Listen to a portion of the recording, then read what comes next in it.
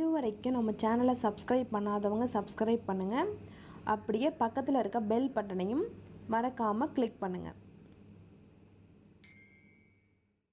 Hello friends, welcome to things new Tamil channel. இன்றைக்கி நம்ம vegetable soup எப்படி பண்ணுறதுன்னு டைரெக்டாக பார்த்துடலாம். இப்போது இந்த மாதிரி ஒரு கடாயை எடுத்துகிட்டு ஒரு க்யூப் நான் பட்டர் எடுத்து இந்த மாதிரி ஹீட் பண்ணிக்கோங்க. நான் ஒன்று தான் எடுத்திருக்கேன், ஒரு க்யூப் தான் எடுத்திருக்கேன். உங்களுக்கு எவ்வளோ தேவையோ அவ்வளோ எடுத்துக்கலாம். அதை எடுத்து நல்லா ஹீட் பண்ணுங்கள், அது உருகிற வரைக்கும்.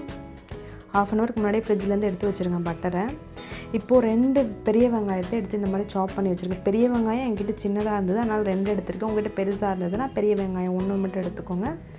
அது நல்லா வதங்கினதுக்கப்புறம் 1/4 டீஸ்பூன் இஞ்சி பூண்டு பேஸ்ட்டு போடுறேன்னா, நல்லா இஞ்சி பூண்டு பேஸ்ட் வாசனை, அந்த பச்சை வாசனை போகிற வரைக்கும் நல்லா வதக்குங்க.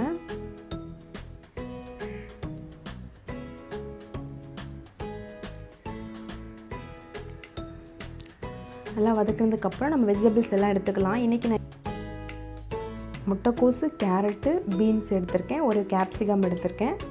இப்போ ஒரு வெஜிடபிள்ஸாக போட்டுருங்க. அதையும் நல்லா வதக்கணும்.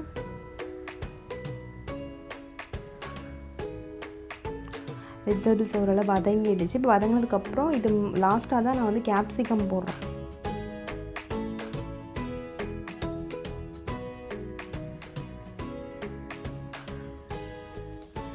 இப்போது கேப்சிகம் போட்டுக்கோங்க. கேப்சிகம் போடுறதுனால ஒரு டிஃப்ரெண்ட் டேஸ்ட்டாக இருக்கும். ஸோ நல்லா கிளறி விடுங்க. கொஞ்சம் வதங்கணும் காய்கறிகள் எல்லாமே. நம்ம இதில் காரத்துக்கு மிளகுத்தூள் மட்டும்தான் போட போகிறோம். ஸோ உங்களுக்கு ஏற்ற மாதிரி காரத்துக்கு போட்டுக்கோங்க. நான் ஒரு 1½ டீஸ்பூன் போட்டிருக்கேன். இப்போ தேவையான அளவு உப்பு போட்டுக்கோங்க. பிளாக் பெப்பர் தான் நான் போட்டிருக்கேன். உங்கள்கிட்ட ஒயிட் பெப்பர் இருந்தால் ஒயிட் பெப்பர் போட்டுக்கோங்க. என்கிட்ட இது தான் இருக்குது, அதனால் நான் பிளாக் பெப்பரே போட்டுட்டேன்.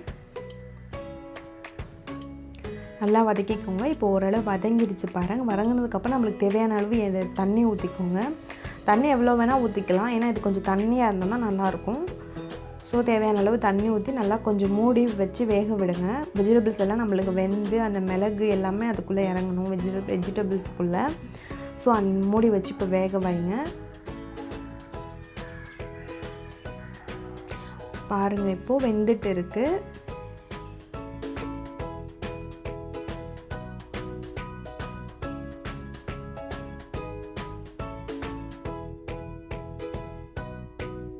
மூணு டீஸ்பூன் கார்ன்ஃப்ளவரை கொஞ்சம் தண்ணி சேர்த்து கலக்கி வச்சுருக்கேன். அதை இதில் ஆட் பண்ணிக்கோங்க. கார்ன்ஃப்ளவர் போட்டால் தான் நம்மளுக்கு கொஞ்சம் அந்த கெட்டியான பதம் வரும். அந்த கெட்டியான பதத்துக்கு தான் நம்ம வந்து இந்த கார்ன்ஃப்ளவர் சேர்க்குறோம். சோள மாவு பார்த்துக்கோங்க, கெட்டியாகிடுச்சு பாருங்கள். கொஞ்சம் அப்படியே தண்ணியாக இருந்தது, கார்ன்ஃப்ளவர் சேர்த்தோன்னு நம்மளுக்கு கெட்டியாக வந்துருச்சு. இப்போ அவ்வளோதான், நம்மளுக்கு ஆல்மோஸ்ட் முடிஞ்சிருந்துச்சு. லாஸ்ட்டாக வந்து நீங்கள் மிளகுத்தூளும் மல்லித்தலையும் போட்டு இறக்கிக்கோங்க. ஸ்ப்ரிங் ஆனியன் இருக்கிறவங்க ஸ்ப்ரிங் ஆனியன் போட்டுக்கலாம். என்கிட்ட இல்லாததுனால நான் மல்லித்தலை போட்டு இறக்கிட்டேன். பாருங்கள், நம்ம சுவையான சூப் ரெடி ஆகிடுச்சு. ரொம்ப சீக்கிரமாக ரெடி ஆகிடுச்சு. ரொம்ப சிம்பிளாக வீட்டிலையே நம்ம இருக்கிறத வச்சு செஞ்சிடலாம். கண்டிப்பாக நீங்கள் ட்ரை பண்ணி பாருங்கள். இந்த வீடியோ உங்களுக்கு பிடிச்சிருந்தது அப்படின்னா மறக்காமல் நம்ம சேனலை சப்ஸ்கிரைப் பண்ணுங்கள், லைக் பண்ணுங்கள். தேங்க்யூ.